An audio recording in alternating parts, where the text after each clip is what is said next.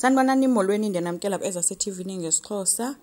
Utata uMaphalala ukwakhe nefamily yakhe uthetha nabo uthi ngeke achatise uNokubonga naloMkhululi and uyazazi uba kudala ehamba evula amathanga yonke indawo le uNokubonga. So yena ngeke azakwazi ukumchatisa and ethi naloMkhululi ngumuntu nje ofike ngendlela engaqondakaliyo. Bephoxekile ke uSibusiso yonke lento lena ethethwa ngutata ke and utheke uMaphalala umuntu ozokhetha unkosikazi for uMkhululi iexecutive yenkonzo. So wathi ke yena not esaphila uthe wathi over my dead body.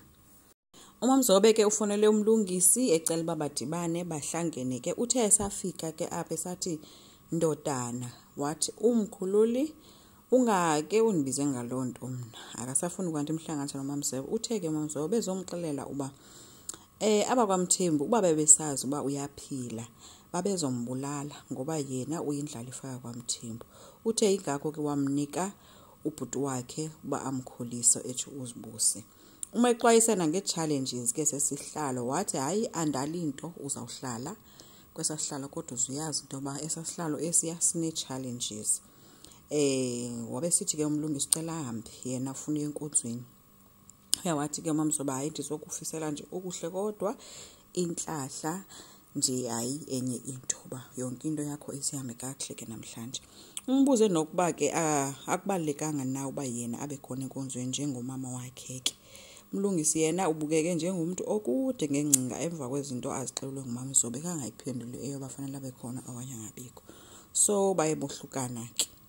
uManzimande yena uyavutha uthi uyaya enkonzweni sozethi angayena enkonzweni ngoba la nkonzo inkonzo yomyeni wakhe leya and ngalo siyakhumbula nguloko akuthiwe yena zangabikho xa kugcotshwa uMkhululi. Utheke uyaya isiphamandla kutheke mhlambi into enhle into ba angayi ngoba kaloku uqala uzangahloniphi. Utheke la mama hayi uzawuya ayonikeza nje support ufuna ubukela yonke into naye ekhona. Siphamandla ugqibela etheke hayi ke mabahambe ke as long as uzoziphatha kakuhle ke enkonzweni. uMkhululi ke uye waphazamiseka ke yiyo yonke lento kaMamzobe uncokola ke noMashezi noZibuse uthi what if lento bayayileqa nje yonke lento akufanelanga into ba ileqwa ngolhlobo.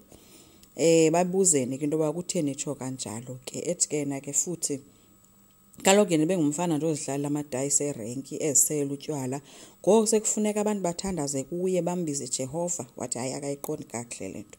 Ethi kona what if abantu bamamkela enkonzweni bebona nje usikhotheni womuntu.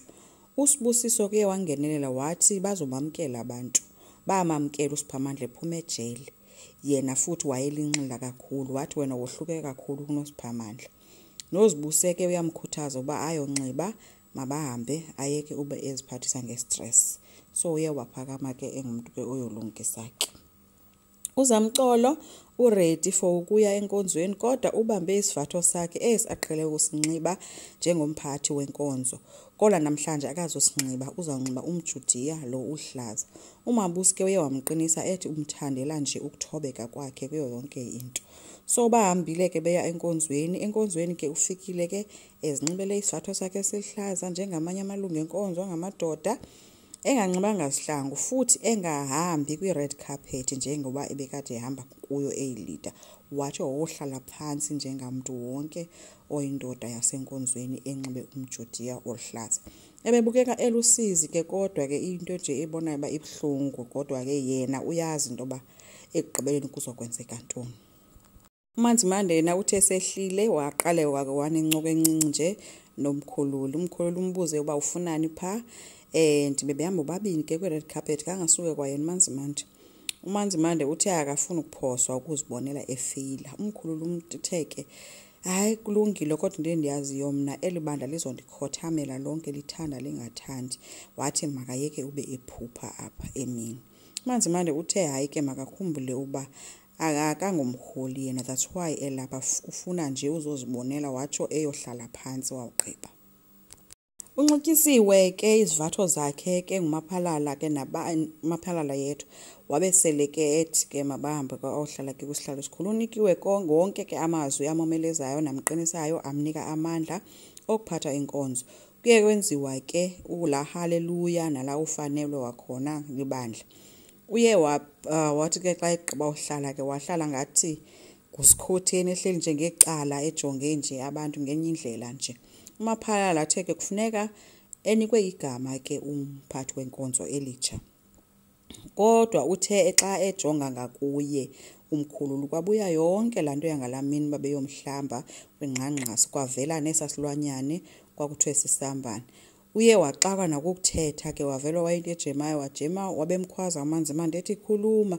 Uthe sathi savula umlomo wavala wathi igama lakhe Isambane. Isambane ke sesasilwanyane kwakuthiwe sisilwanyane esibi into eyibhadi nje into elilishwa. Oko ke ephinda into enye umaphalala watsho wawa uye waquleka. Kuye kwaphakama ke esasicaka ke sikaMamzobe singutata uZondi eyomnika ngokwakhe ke igama. Umlungisi obesejame esoyika ekhala ngoba Izambane kwabe kuthiwa Isambane. Uye wathi ke igama lakhe elitsha ngumkhululi wethu. USiphamandla ke oko ke ebezithulele khangatsho nelinye ilizwi uhleli phansi ubukele. uSibusiso yena ubhizi kowabo emveni kwayo yonke into yasenkonzweni uthi umamakhe mabavuma kutshatiswe unokubonga ngokukhawuleza ngoku utata wakhe angekhoyo.